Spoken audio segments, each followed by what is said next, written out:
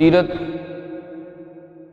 کا ذکر کرتے ہوئے ہم چوتھی ہجری کو اس وقت سنا رہے ہیں یا پڑھ رہے ہیں یا سن رہے ہیں۔ چوتھی ہجری میں صفر کے مہینے میں ایک قصہ رجیع کا پیش آیا تھا جو مسلمانوں کے لیے، ایمان والوں کے لیے، خود اللہ کے نبی کے لیے علیہ الصلاۃ والسلام بہت زیادہ المناک تھا، دردناک تھا کہ اس میں آپ کے 7 یا 10 صحابہ کفار نے دھوکے سے لے جا کے شہید کر دیے تھے۔ وہ قصہ میں نے عرض کیا ہے۔ یہ صفر کے مہینے میں یہ رجیع کا قصہ پیش آیا۔ اسی چوتھی ہجری کے صفر میں ایک اور کام بھی ہوا، اور وہ یہ ہوا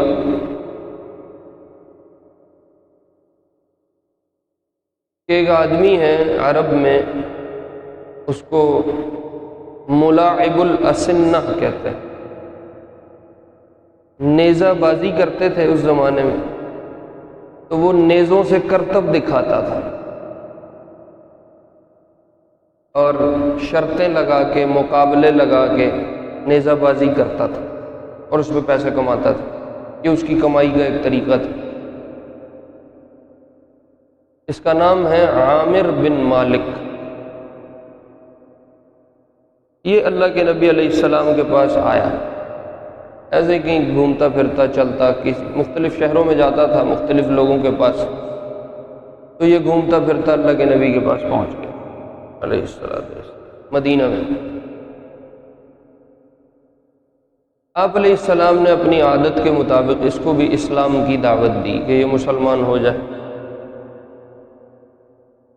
اس نے ساری دعوت سننے کے بعد نہ قبول کیا نہ انکار کیا، اور بات کو گھما دیا۔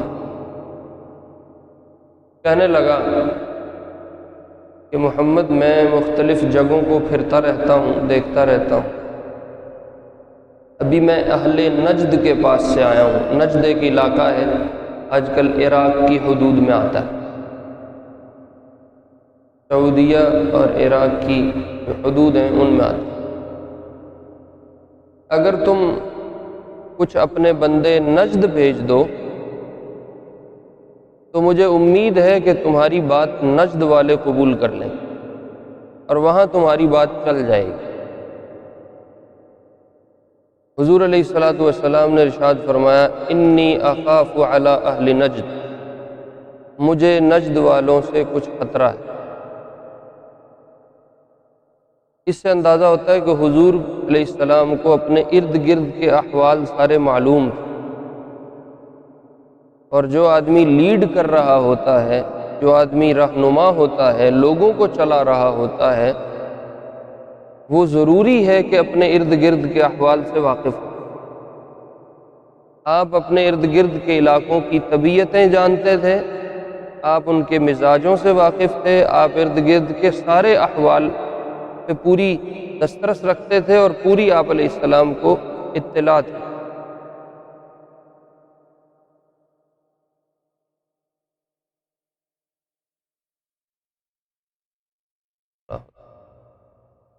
تو آپ نے فرمایا مجھے نجد والوں سے خطرہ ہے۔ اس نے کہا آپ فکر نہ کریں، میں ضامن بنتا ہوں، میری ضمانت میں آپ کچھ بندے بھیج دیں جو نجد جائیں اور آپ کی اس دعوت کو وہاں چلائیں۔ اگر وہاں آپ کی بات قبول ہو گئی تو وہاں آپ کی بات چل جائے گی۔ آپ علیہ السلام نے 70 صحابہ کو تیار کیا، اور یہ سب کے سب اس طرح تھے کیونکہ یہ ایک دوسرے علاقے میں آپ کے نمائندہ بن کے جا رہے تھے، تو آپ نے صحابہ میں سے ان لوگوں کو چنا جو با علم بھی ہوں، با عمل بھی ہوں۔ دوسرے علاقے میں جانا ہے، وہاں دین کی محنت کرنی ہے، لوگوں کو دین پہ کھڑا کرنا ہے، تو ایسے افراد ہونے چاہیے جو اپنی ذات میں بھی مضبوط ہوں اور وہ دوسروں کو اس پہ کھڑا کرنے کے قابل بھی ہوں۔ تو آپ نے اپنے صحابہ میں سے 70 علماء چنے۔ حدیث میں جو لفظ آتا ہے 70 قراء کا آتا ہے، لیکن اس زمانے میں قاری اس کو کہتے تھے جو صرف قرآن پڑھنے والا نہ ہو، بلکہ وہ قرآن کو سمجھتا بھی ہو اور قرآن کے حلال حرام کو پورا بھی کرتا۔ تو آپ نے اپنے مجمع میں سے 70 لوگ ایسے چنے، ان کا انتخاب کیا۔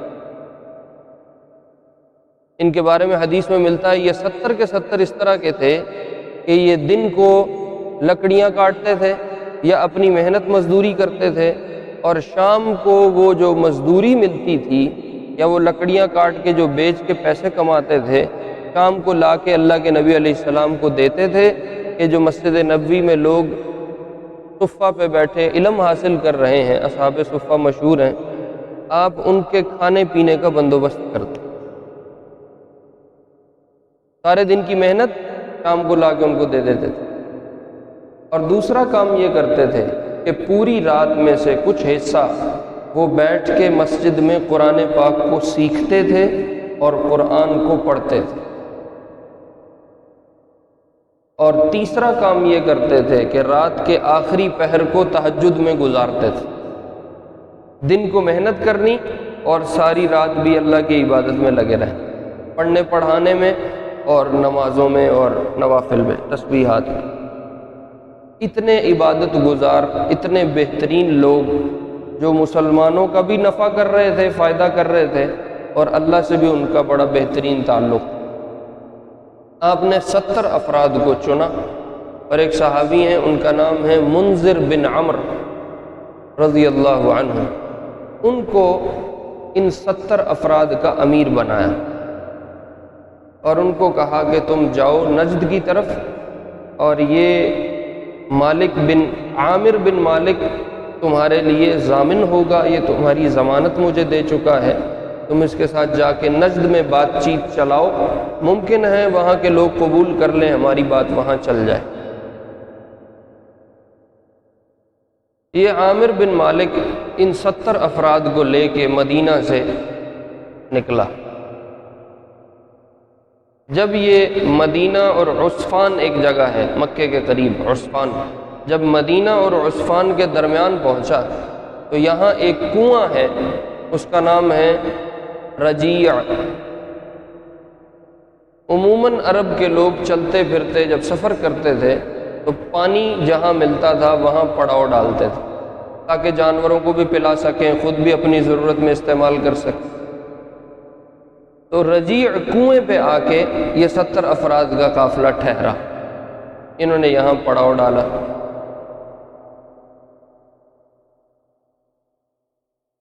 جب یہ یہاں پڑاؤ ڈالا تو اس رجیع کے ارد گرد کا جو علاقہ ہے، تھوڑا سا اس کو سمجھنے کی ضرورت ہے۔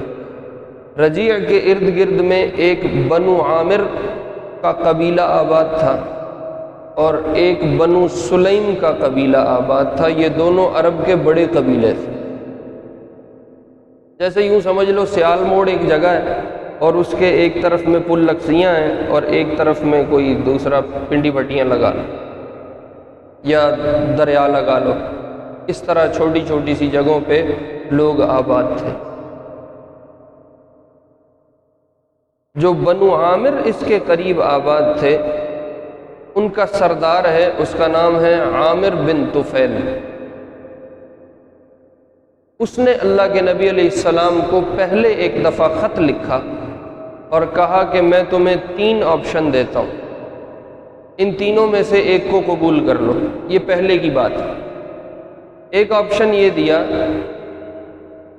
کہ مجھے اپنے بعد خلیفہ لکھ دو، مسلمانوں کو بتا دو کہ میں جب دنیا سے جاؤں گا میرے بعد عامر بن طفیل تمہارا خلیفہ ہوگا۔ اگر یہ نہیں کرتے ہو تو پھر میرے ساتھ تقسیم کر لو، شہروں کی آبادی میری ہوگی اور دیہاتی اور جنگل بیابانوں کی آبادی تمہاری ہوگی، وہ تمہارے قبضے میں، یہ میرے قبضے میں۔ اور اگر یہ بھی نہیں مانتے ہو تو تیسری شکل یہ ہے کہ پھر تیار ہو جاؤ، میں اپنے قبیلے بنو عامر کو لے کے تم پہ چڑھائی کروں گا، پھر میں تمہیں نہیں چھوڑوں۔ یہ 3 آپشن اس نے عامر بن طفیل نے اللہ کے نبی کو خط میں لکھ کے بھیجے تھے۔ یہ جو 70 قراء کا قافلہ آیا، ان میں ایک صحابی ہیں، ان کا نام ہے حرام بن ملحان رضی اللہ عنہ۔ یہ حضرت انس رضی اللہ عنہ کے ماموں بنتے ہیں۔ حضرت انس مشہور ہیں، ان کا آپ نے نام بھی سن رکھا، ان کے یہ ماموں بنتے ہیں۔ آپ نے اس عامر بن طفیل کے لیے ایک خط لکھ کے حرام بن ملحان کو پکڑا دیا کہ تم ادھر ہی کو جا رہے ہو، یہ خط لیتے جاؤ اور اس کو عامر بن طفیل کو پہنچا دینا، جو یہ مجھے آپشن دے رہا ہے اس کا یہ جواب میں دے رہا ہوں، یہ جواب تم نے لے کے جانا ہے، جب تم بنو عامر کے پاس سے گزرو تو میرا خط وہاں دے دینا۔ جب یہ رجیع پہ پہنچے تو یہاں سے بنو عامر قریب تھے۔ حرام بن ملحان رضی اللہ عنہ حضور کا خط لے کے عامر بن طفیل کے پاس گئے کہ مجھے اللہ کے نبی نے یہ دیا ہے اور یہ میں آپ کو پہنچانے آیا ہوں۔ اس کو پتہ تھا کہ یہ صحابی ہے اور یہ مدینہ سے آ رہا ہے اور یہ کوئی محمد کا خط لے کے آیا ہے علیہ السلام۔ اس نے اپنے ایک چوکیدار کو اشارہ کیا کہ یہ جو بندہ آ رہا ہے مدینے والا، اس کو مار دو۔ وہ چھپ کے کھڑا ہو گیا۔ حرام بن ملحان رضی اللہ عنہ جب عامر کے پاس پہنچے، اس نے پیچھے سے ان کو نیزہ پھینکا، ان کی پشت میں لگا اور پار ہو گیا، اور حرام بن ملحان وہیں شہید ہو۔ اور شہید ہوتے ہوئے انہوں نے کہا فزت ورب الکعبہ، کعبہ کے رب کی قسم میں کامیاب ہو گیا۔ یہ آواز لگائی اور وہیں گرے اور خون کا فوارہ چھوٹا اور شہید رضی اللہ عنہ۔ شہید ہونے کو یہ کامیابی کہتے تھے، شہید ہونے کو، مر جانے کو یہ کامیابی کہتے تھے۔ ہمارے ہاں کامیابی کیا ہے؟ ساری دنیا مل جائے، کرسی بھی آ جائے، پیسے بھی آ جائیں، پراپرٹی بھی بن جائے، فلوٹ، نوکر چاکر، خدام، پروٹوکول اکٹھا ہو جائے، ہم کہتے ہیں یہ صحیح کامیاب آدمی۔ یہ مر مٹنے کو اللہ کے نام پہ جان دے دینے کو کہتے تھے ہم کامیاب ہو گئے۔ یہ کامیاب کیسے تھے؟ اس میں دو آیتیں سناتا ہوں۔ قرآن میں اللہ فرماتے ہیں من زحزح عن النار وادخل الجنۃ فقد فاز، جو جہنم کی آگ سے بچا لیا گیا اور جنت میں داخل کر دیا گیا، قرآن میں اللہ فرماتے ہیں یہ کامیاب ہو گئے۔ جس نے اپنے آپ کو جہنم کی آگ سے بچا لیا اور جنت میں اپنے آپ کو داخل کروا لیا، قرآن بتاتا ہے یہ بندہ کامیاب ہے۔ اور دوسری جگہ اللہ فرماتا ہے من یطع اللہ ورسولہ ویخشى اللہ ویتقی واولئک هم الفائزون، جو اللہ کی اطاعت کرے اور اس کے رسول کی اطاعت کرے اور اللہ سے ڈر کے زندگی گزارے، یہ وہ لوگ ہیں جو کامیاب ہیں، یہ وہ لوگ ہیں جو کامیاب ہیں۔ ان کامیاب لوگوں کے لیے کیا ہوگا؟ اللہ نے آگے فوراً سنایا یبشرہم ربہم برحمت منہ ورضوان، اللہ اپنی رضا کی، اللہ اپنی رحمت کی خوشخبریاں ان کامیاب لوگوں کو سناتا ہے۔ وَجَنَّاتٍ لَّهُمْ فِيهَا نَعِيمٌ مُقِيمٌ، اور ان کے لیے ایسی تمہارے رب نے جنتیں بنا کے رکھی ہیں جن میں ایسی نعمتیں ہیں جو کبھی بھی ختم نہیں ہوں، خالدین فیہا ابدا، یہ کامیاب لوگ ہمیشہ ان جنتوں میں رہیں گے۔ ان اللہ عندہ اجر عظیم، تمہارے رب کے ہاں بڑے بڑے بدلے پڑے ہوئے ہیں اپنے بندوں کے لیے۔ تو میرے عزیزوں، میرے پیاروں، کامیابی ہرگز یہ نہیں ہے کہ انسان کے پاس دولت اکٹھی ہو جائے، انسان کے پاس وہ نوٹ آ جائیں یا ووٹ آ جائیں، کرسی مل گئی، سلوٹ ہو گیا، سلام ہو گئے، پروٹوکول مل گیا تو یہ بڑا کوئی کامیاب آدمی نہیں۔ یہ کامیابی کا ایک معیار ہے جس کو ہم کامیابی سمجھتے ہیں، اور ایک کامیابی کا معیار وہ ہے جو اللہ اور اس کے رسول نے دیا ہے، اور وہ یہ ہے کہ دنیا سے جس دن چارپائی اٹھے اللہ اور اس کا رسول میرے سے راضی۔ اب جو اس کامیابی کو معیار بنائے گا وہ زندگی بھر اسی کی محنت میں لگا رہے گا، اور جو یہ کامیابی سمجھ لے گا وہ زندگی بھر اس کی محنت میں لگا رہے گا۔ یہ دو مختلف طرح کی کامیابی ہے اور اس کے لیے بالکل مختلف طرح کی محنت ہے۔ اللہ رب العزت مجھے اور آپ کو اس پہ سمجھ نصیب فرمائے۔ یہ کافی لمبی تفصیل طلب بات ہے، اس کو زیادہ لمبا ہم کر نہیں سکتے۔ اللہ کے محبوب صلی اللہ علیہ وسلم نے ارشاد فرمایا للشہید عند اللہ ست خصال، شہید ہونے والے کے لیے اللہ کے ہاں 6 بڑی بڑی باتیں ہیں۔ جو بندہ شہید ہوتا ہے، یہ حرام بن ملحان شہید ہو رہے تھے نا، اور انہوں نے شہید ہوتے ہوئے کہا میں کامیاب ہو گیا، اس پہ سنا رہا ہوں کہ اللہ کے محبوب صلی اللہ علیہ وسلم نے فرمایا شہید ہونے والے کے لیے اللہ کے ہاں 6 باتیں۔ نمبر 1، یغفر لہ فی اول وہلۃ من دمہ، جیسے ہی خون کا فوارہ جسم سے چھوٹتا ہے اللہ اس کے سارے گناہ دھو کے صاف کر دیتا۔ یہ پہلا کام ہوتا ہے۔ وَيَرَى مَقْعَدَهُ مِنَ الْجَنَّةِ، اور جیسے ہی شہادت پہ اس کی آنکھ بند ہوتی ہے یہ جنت میں اپنے ٹھکانے کو دیکھ لیتا ہے۔ وَيُجَارُ مِنْ عَذَابِ الْقَبْرِ، اور اللہ فوراً اس کو عذاب قبر سے خلاصی دے دیتے ہیں۔ کتنی ہو گئیں؟ 3 ہو گئیں۔ وَيَأْمَنْ مِنَ الْفَزَعِ الْأَكْبَرِ، اور قیامت کے دن جب لوگ ڈر ڈر کے مریں گے اور پریشان ہوں گے اس کو کوئی تکلیف کوئی پریشانی نہیں ہوگی، یہ اللہ اس کے لیے لکھ دیتے ہیں۔ اور 5ویں بات آپ نے فرمائی جو شہید کو فوراً ملتی ہے وہ یہ ملتی ہے کہ اللہ اس کو جنت میں سے ایمان والوں کا لباس لا کے فرشتوں کو کہتے ہیں اس کو پہنا دو۔ اور 6ٹھی بات یہ ملتی ہے یزوج بحور العین، کہ اللہ اس کی فوراً حور عین سے شادی کر دیتے ہیں۔ اور 7ویں بات حدیث میں اضافی ہے، آپ نے فرمایا کہ اللہ شہید کو 70 لوگوں کے لیے سفارشی بنائیں گے جو قیامت کے دن اپنے رشتہ داروں میں سے سفارش کرے گا اور 70 لوگوں کو جنت میں لے کے جائے گا۔ اس کو حرام بن ملحان شہید ہوتے ہوئے کہہ رہے تھے فزت ورب الکعبہ۔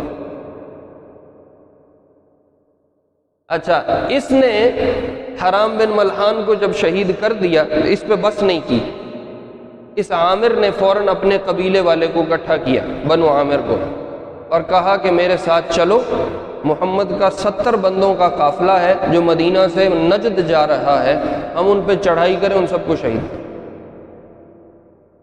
بنو عامر نے کہا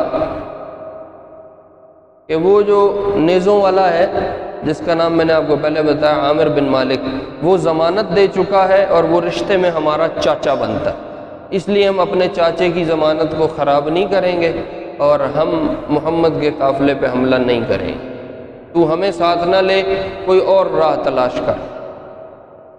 میں نے آپ کو بتایا اسی رجیع کے قریب ایک دوسرا قبیلہ آباد ہے بنو سلیم کا۔ یہ بنو عامر کا سردار عامر یہاں سے نکلا اور بنو سلیم کے پاس گیا اور ان کو کہا کہ ایسے ایسے قافلہ مدینہ سے نجد جا رہا ہے، اگر تم میرے ساتھ دو تو ہم ان کو مار سکتے۔ انہوں نے کہا ہم تیار ہیں، اور وہ 200-300 بندہ اکٹھا ہو کے آ گیا۔ صحابہ رضوان اللہ علیہ مجمعین رجیع پہ آرام کر رہے تھے، انہوں نے آ کے ایک دم چاروں طرف سے گھیراؤ کیا اور 70 کے 70 کو شہید کر دیا۔ اور یہ 70 کے 70 بڑے صحابہ جو یعنی صحابہ میں بھی ایک اوپر درجہ تھا۔ ان میں ایک صحابی ہیں کعب بن زید رضی اللہ عنہ، وہ زندہ بچ گئے۔ وہ کیسے زندہ بچ گئے کہ انہوں نے جب ان پہ حملہ کیا اور سب کو مار دیا، 70 کے 70 مارے گئے، تو یہ بھی بالکل زخمی ہو کے ادموئے گرے پڑے تھے، بے ہوش تھے، تو وہ ان کو مرا ہوا سمجھ کے چھوڑ گئے۔ ان کو کچھ دیر کے بعد ہوش آئی۔ جب ان کو ہوش آئی تو انہوں نے دیکھا ارد گرد کہ یہ تو سارے ہی شہادت کا پیالہ پی کے سو گئے، تو یہ جیسے کیسے رینگتے شینگتے کسی طرح مدینہ کی طرف نکلے۔ 2 ان کے اور ساتھی تھے جو ان کے جانوروں کو چرانے کے لیے نکلے ہوئے تھے کہ لوگ آرام کر رہے ہیں اور ان کے جانور لے کے 2 صحابی بیچ میں سے گئے ہوئے تھے۔ ایک کا نام ہے منذر بن محمد اور ایک کا نام ہے، ایک منذر بن محمد ہیں اور ایک کچھ عمر بن کچھ ہیں، میرے اب ذہن میں نہیں۔ یہ جو دو صحابی ہیں یہ جنگل میں جانور چرا رہے تھے، انہوں نے کچھ پرندوں کو اڑتے ہوئے دیکھا جو مردار کھاتے ہیں۔ انہوں نے کہا یہاں پرندے کیوں اڑ رہے ہیں، اس کی کوئی خاص وجہ ہوگی، اور یہ وہی جگہ ہے جہاں ہمارے ساتھی سو رہے ہیں، تو یہاں کوئی مسئلہ نہ ہو، ہمیں دیکھ کے جانا چاہیے، ہمیں چل کے پتہ کرنا چاہیے کہ وہاں کیا ہوا۔ یہ دونوں جانوروں کو لے کے واپس رجیع کے پاس آئے، جہاں چراگاہ میں چرانے گئے ہوئے تھے وہاں سے واپس آئے۔ جب یہ آئے انہوں نے دیکھا کہ سارے ہی ساتھی خونوں خون ہوئے پڑے ہیں اور لاشیں گری پڑی ہیں اور سبھی شہید ہوئے پڑے ہیں۔ تو انہوں نے یہاں کھڑے کھڑے مشورہ کیا کہ اب کیا کرنا ہے۔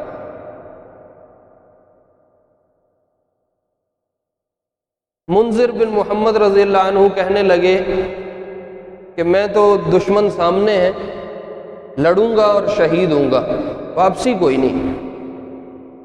اور وہ جو دوسرے صحابی ہیں، میرا خیال ان کا نام کعب بن عمر ہے رضی اللہ عنہ، انہوں نے کہا کہ ہمیں واپس مدینہ جانا چاہیے اور جا کے اللہ کے نبی کو اطلاع کرنی چاہیے۔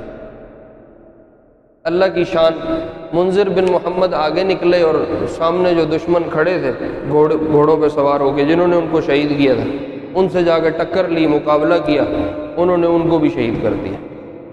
اور وہ جو کعب بن عمر تھے رضی اللہ عنہ، یا ان کا اب نام میرے فوراً ذہن میں نہیں آ رہا، ان کو انہوں نے گرفتار کر لیا، اور گرفتار کر کے وہ جو بنو عامر کا سردار تھا عامر بن طفیل، اس کے پاس لے گئے کہ ہم یہ ایک بندہ پکڑ لائے ہیں اور باقی ہم سارے رگڑ آئے ہیں۔ اس نے کہا چلو میری ماں نے قسم کھائی تھی غلام آزاد کروں گی، تو چلو یہ میری ماں کی قسم میں آزاد کرتا ہوں، چل جا تو چلا جا۔ یہ وہاں سے یوں بچ کے نکل آئے۔ ان کا نام ہے عمر بن امیہ، نام یاد آ گیا، عمر بن امیہ رضی اللہ عنہ۔ یہ وہاں سے یوں بچ کے نکل آئے، ان کو عامر بن طفیل نے چھوڑ دیا اور باقی سارے کے سارے شہید۔ انہوں نے شہید ہوتے ہوئے ایک بات کہی، انہوں نے کہا اللہم بلغ عنا نبینا انا قد لقیناک فرضینا عنک ورضیت عنا۔ یا اللہ ہمارا یہ پیغام اپنے نبی کو پہنچا دے کہ ہماری تیرے سے ملاقات ہو چکی ہے، ہم تجھ سے راضی تھے اور تو ہم سے راضی تھا۔ یہ دعا کرتے کرتے انہوں نے دنیا سے اپنی جان دے دی، 70 کے 70 شہید ہو گئے۔ اللہ نے ایسی دعا قبول فرمائی کہ اسی وقت جبریل علیہ السلام مدینہ میں اللہ کے نبی کے پاس آ گئے اور آپ کو اطلاع دی کہ یا رسول اللہ، جو آپ نے 70 کو بھیجا تھا نجد کی طرف، ان کو بنو عامر نے شہید کر دیا۔ ہوئی اللہ کے محبوب صلی اللہ علیہ وسلم پہ یہ اتنی غم زدہ قسم کی حالت طاری ہوئی کہ آپ کئی دن تک خاموش ہو گئے، بات کرنے کی ہمت نہیں ہوتی تھی۔ آتے تھے مسجد میں نماز پڑھاتے تھے اور خاموش، اور واپس اٹھ کے چلے جاتے، اور پورے 1 مہینے تک آپ نے نمازوں میں بنو عامر کے لیے بد دعا کی۔ اب ایک مسئلہ علماء نے لکھا ہے کہ کافر کے لیے بد دعا کی جا سکتی ہے یا نہیں کی جا سکتی، اب وہ بھی عرض کر دوں۔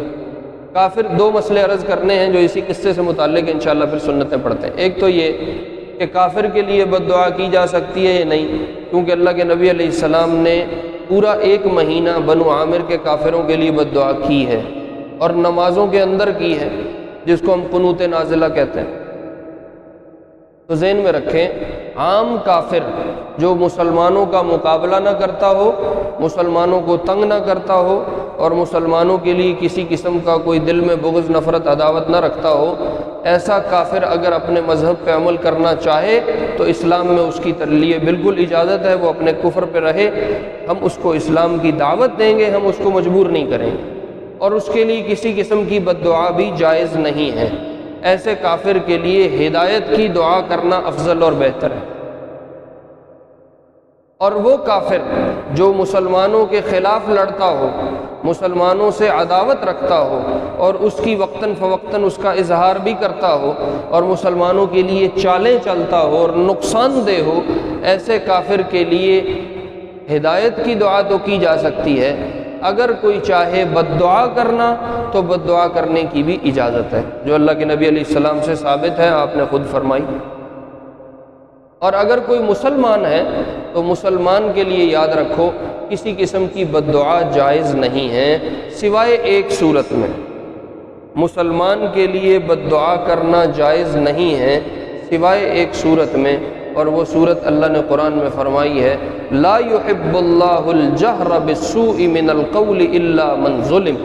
جب تم پہ ظلم کیا جائے تو مظلوم آدمی ظالم کے لیے بد دعا کر سکتا ہے، اس کے علاوہ کسی کو کسی کے لیے بد دعا کرنے کی اجازت نہیں ہے۔ دوسرا مسئلہ یہ عرض کرنا ہے کہ یہ سفر کے مہینے میں دونوں قصے پیش آئے، اب اس کی آگے جو تفصیل ہے وہ اگلے جمعے پہ کر لیں گے۔ ایک تو رجیع والا قصہ بھی اسی معاملے میں اسی مہینے میں ہو گیا، اور دوسرا معونہ والا قصہ بھی اسی مہینے میں ہو گیا۔ اچھا معذرت، یہ جو میں نے ابھی آپ کو سارا قصہ سنایا ہے یہ معونہ کا ہے، رجیع یعنی رجیع کا پچھلا ہو چکا ہے۔ یہ دونوں قصے جو مسلمانوں کے لیے انتہائی تکلیف دہ تھے یہ سفر کے مہینے میں پیش آئے، تو لوگوں میں مشہور ہو گیا کہ سفر کا مہینہ منحوس ہے۔ اب لوگ سفر کے مہینے میں شادی نہیں کرتے، لوگ سفر کے مہینے کو نحوست کا مہینہ سمجھتے ہیں۔ تو یاد رکھیں اسلام میں کوئی دن کوئی مہینہ منحوس نہیں ہے، اسلام میں کوئی دن کوئی مہینہ منحوس نہیں ہے۔ خود بخاری کی روایت ہے، اللہ کے محبوب صلی اللہ علیہ وسلم نے ارشاد فرمایا، لا عدوى ولا طیر ولا سفر فی الاسلام۔ اب اس ساری حدیث کی تفصیل نہیں ہو سکتی، آپ نے فرمایا جو سفر کے مہینے کو لوگ منحوس سمجھتے ہیں اسلام میں اس کا کوئی تصور نہیں ہے۔ اس لیے سفر کے مہینے میں روک لینا کہ اب بچے کی شادی سفر کے بعد کریں گے، اور بہت ساری خرافات ہیں۔ کچھ لوگ سفر کے آخری بدھ کو روزہ رکھتے ہیں کہ اب مہینہ جا رہا ہے، اب ہم شکرانے میں آخری بدھ کو روزہ رکھ رہے ہیں۔ یہ روزہ بھی کہیں شریعت میں ثابت نہیں ہے، اور سفر کا مہینہ کوئی منحوس نہیں ہے۔ حضرت عمر رضی اللہ عنہ کے زمانے میں ایک لشکر کو روانہ کرنا تھا، لوگوں نے کہا حضرت سفر کا مہینہ ہے، آپ اس لشکر کو روانہ نہ کریں، یہ منحوس مہینہ ہے، خدا نہ خواستہ یہ لشکر جا رہا ہے اپنے مقصد میں کامیاب نہ ہو۔ حضرت عمر نے فرمایا ایسی تیسی تمہاری، لا طیر ولا سفر فی الاسلام۔ باہر نکلے اور امیر کو جھنڈا پکڑایا، کہا اسلام میں کوئی سفر منحوس نہیں، نکلو آج کے دن ہی میں تمہیں نکالوں گا، اور لشکر کو اسی دن روانہ کروں۔ اس لیے سفر کے مہینے کو منحوس جانتے ہوئے الٹی سیدھی خرافات میں توہمات میں پڑنا اس کا شریعت سے کوئی تعلق نہیں ہے۔ اللہ رب العزت ہمیں اپنا دین سمجھ کے اس پہ عمل کرنے کی توفیق نصیب فرمائے۔ سنتیں ادا کریں۔